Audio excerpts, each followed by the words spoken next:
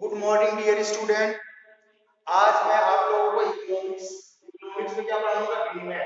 विनिमय नियंत्रण क्या होता है? क्वेश्चन क्या हो सकता है? विनिमय नियंत्रण की परिभाषा दीजिए तथा विनिमय नियंत्रण के प्रमुख विधियों का वर्णन कीजिए। ठीक है, तो विनिमय नियंत्रण क्या है इसके विषय में बता देता हूँ। इसके बाद परिभाषा बताऊंगा, इसके बाद इसके क्या है प्रमुख विधियां क्या है विनिमय नियंत्रण के लिए ये बताऊंगा। ठीक, पहले विनिमय नियंत्रण क्या होता है? जब किसी देश के नागरिकों को किसी भी मात्रा में विदेशी मुद्रा का क्रय विक्रय करने का पूर्ण अधिकार होता है तो ऐसी व्यवस्था को स्वतंत्र या अनियंत्रित विदेशी विनिमय की व्यवस्था कहते हैं। ठीक, इसके विपरीत क्या होता है? इसके विपरीत जब किसी देश की सरकार विदेशी विनिमय बाजार को नियंत्रित करके विनिमय दर को प्रभावित करने के उद्देश्य से विदेशी मुद्राओं के क्रय विक्रय एवं वितरण में हस्तक्षेप करती है, तब इसे विनिमय नियंत्रण कहते हैं। कोई विदेशी सरकार है और जो आय क्रय विक्रय की व्यवस्था को क्या करे, वितरण के क्रय विक्रय एवं वितरण में हस्तक्षेप करती है, तो ऐसे को विनिमय नियंत्रण कहते हैं। ऐसी व्यवस्था को ही विनिमय नियंत्रण कहते हैं। अब परिभाषा, इसकी परिभाषा किन किन अर्थशास्त्रियों ने दिया है वो देखिए। कौन पहले अर्थशास्त्री हैं? हैबलर। हैबलर अर्थशास्त्री हैं। इनकी परिभाषा क्या था? इनके हैबलर महोदय के अनुसार क्या परिभाषा है वो मैं बता रहा हूँ आपको। इन्होंने क्या परिभाषा दी है विनिमय नियंत्रण के लिए? विनिमय नियंत्रण वह राजकीय नीति है जिसके द्वारा विदेशी विनिमय बाजार से आर्थिक शक्तियों मांग व पूर्ति के स्वतंत्र आचरण को निष्कासित कर दिया जाता है। स्वतंत्र आचरण को निष्कासित कर दिया जाता है, मतलब वो जो आर्थिक शक्तियां मांग और पूर्ति को जो स्वतंत्र आचरण के द्वारा इसे क्या कर दिया जाता है? निष्कासित कर दिया जाता है। इसी को ही क्या कहते हैं? विनिमय नियंत्रण कहते हैं। हैबरलर महोदय ने क्या कहा था? ये इसकी परिभाषा हो गई। दूसरी परिभाषा किसकी है? हेल्परीन।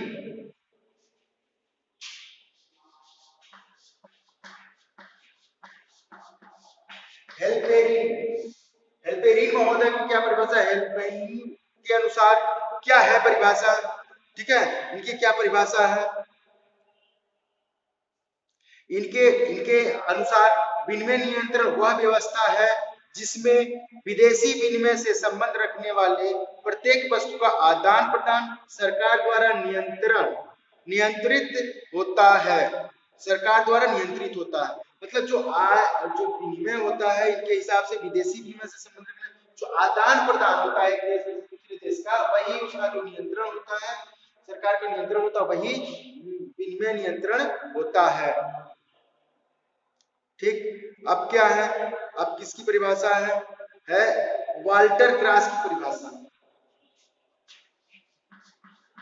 Walter cross. वाल्टर क्रॉस महोदय ने क्या परिभाषा दी? वाल्टर क्रॉस महोदय ने क्या परिभाषा दी? ठीक है,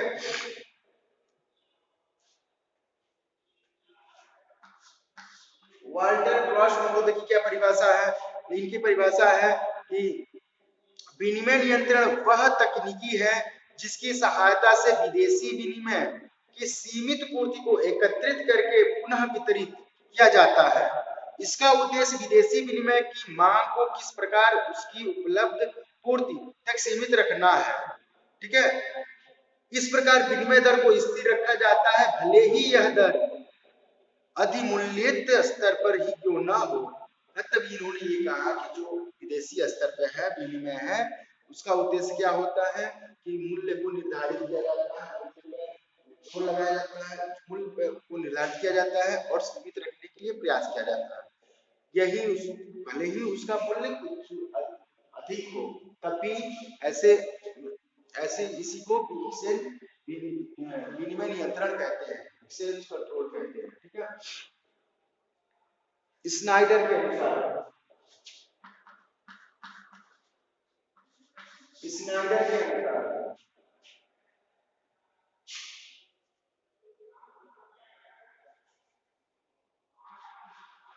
स्नाइडर के अनुसार स्नाइडर के अनुसार स्नाइडर महोदय ने क्या परिभाषा दी है विनिमय नियंत्रण की, वो देखिए। विनिमय नियंत्रण एक पद्धति है जिसमें स्वतंत्र बाजार की शक्तियों के स्थान पर सरकारी निकाय स्थानापन्न किए जाते हैं। मतलब क्या है, जिसमें स्वतंत्र बाजार की शक्तियों पर सरकारी नियम स्थानापन्न किए जाते हैं। मतलब सरकारी नियम स्थानापन्न किए जाते हैं किस पे, जो स्वतंत्र बाजार है उसके पर जो नियंत्रण लगाया जाता है, यही एक विनिमय नियंत्रण है। सभी ने कुछ न कुछ परिभाषा दिया है, ठीक। विनिमय नियंत्रण के अंतर्गत विदेशी विनिमय के स्वतंत्र लेन देन को प्रतिबंधित कर दिया जाता है। यही एक विनिमय नियंत्रण के अंतर्गत क्या किया जाता है, विदेशी विनिमय के अंतर्गत लेन देन को प्रतिबंधित कर दिया जाता है। मतलब विदेशों से लेन देन होता है वो उसे नियंत्रित करने के लिए ही किया जाता है, ठीक है। ये हो गया आपका डेफिनेशन हो गई इसकी विनिमय नियंत्रण की। अब विनिमय नियंत्रण की प्रमुख विधियां क्या क्या है, ठीक है। विनिमय नियंत्रण की विधियों को प्रमुख रूप से प्रत्यक्ष व अप्रत्यक्ष विधियों के रूप में विभाजित किया जाता है।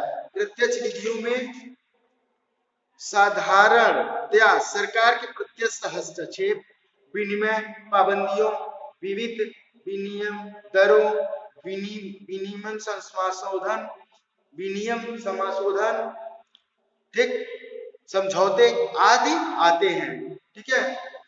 अब क्या है, मुझे क्या पढ़ना है, विनिमय नियंत्रण की प्रत्यक्ष विधियां।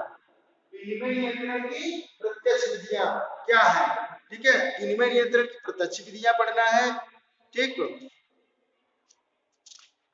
और क्या पढ़ना है, विनिमय नियंत्रण की परोक्ष विधियां। विनिमय नियंत्रण की प्रत्यक्ष विधियां क्या होती है,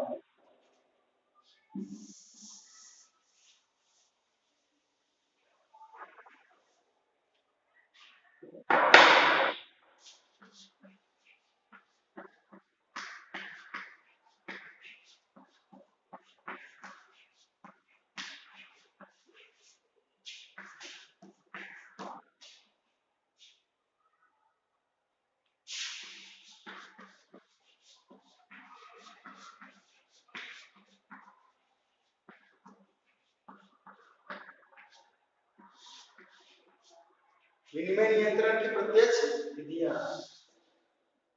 प्रत्यक्ष विधियां, विनिमय नियंत्रण की प्रत्यक्ष विधियां। विनिमय नियंत्रण की प्रत्यक्ष विधियां क्या होती हैं, इस बारे में हम आपको बता रहे हैं एक एक करके।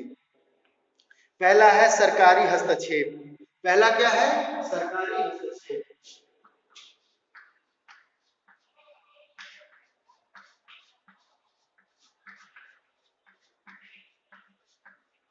पहला है सरकारी हस्तक्षेप।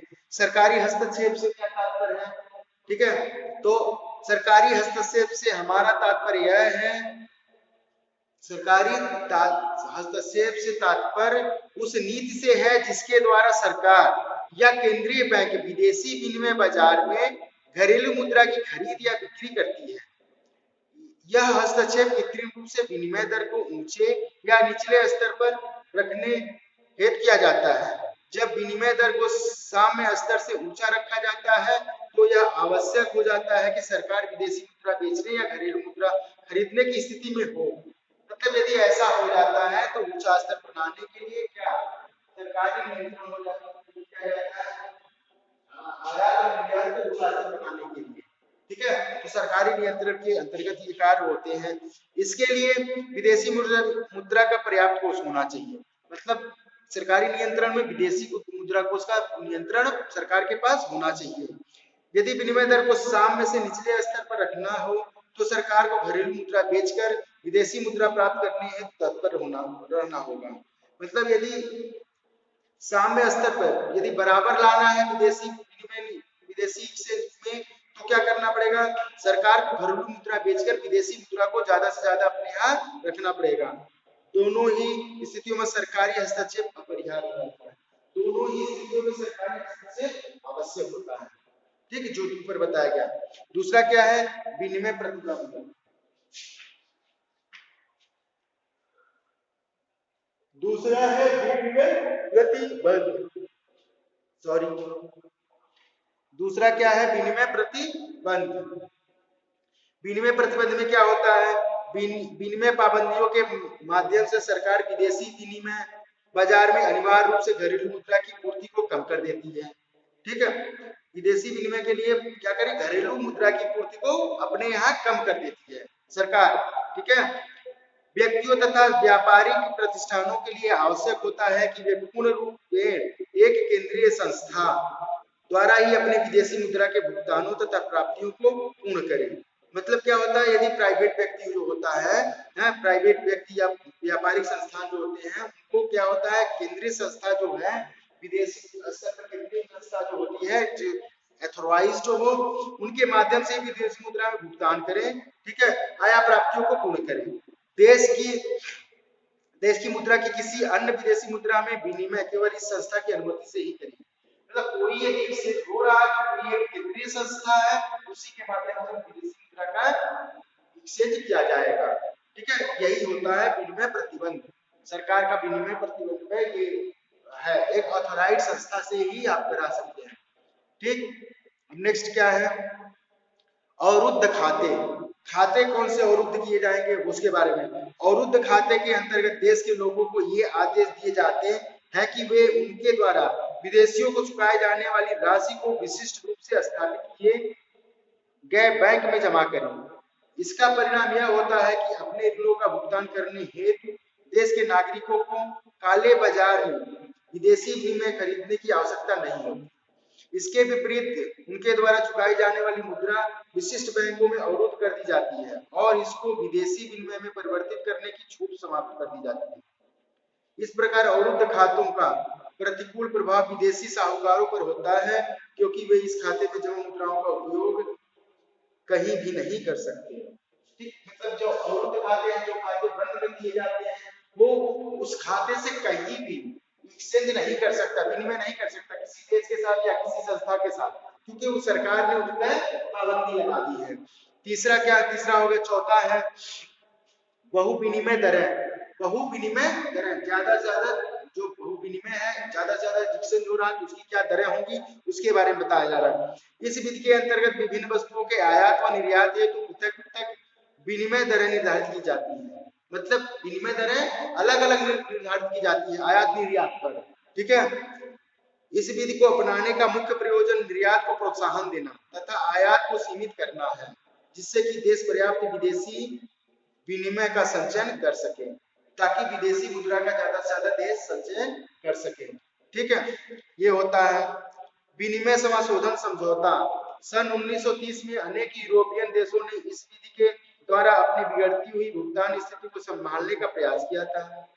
ठीक, इस प्रणाली के अंतर्गत इन दो देशों के व्यापारियों को अंतर्राष्ट्रीय लेनदारियों व देनदारियों की बाकी निकालकर दोनों केंद्रीय बैंकों के विशुद्ध भुगतान संतुलन बाकी देखी जाती है।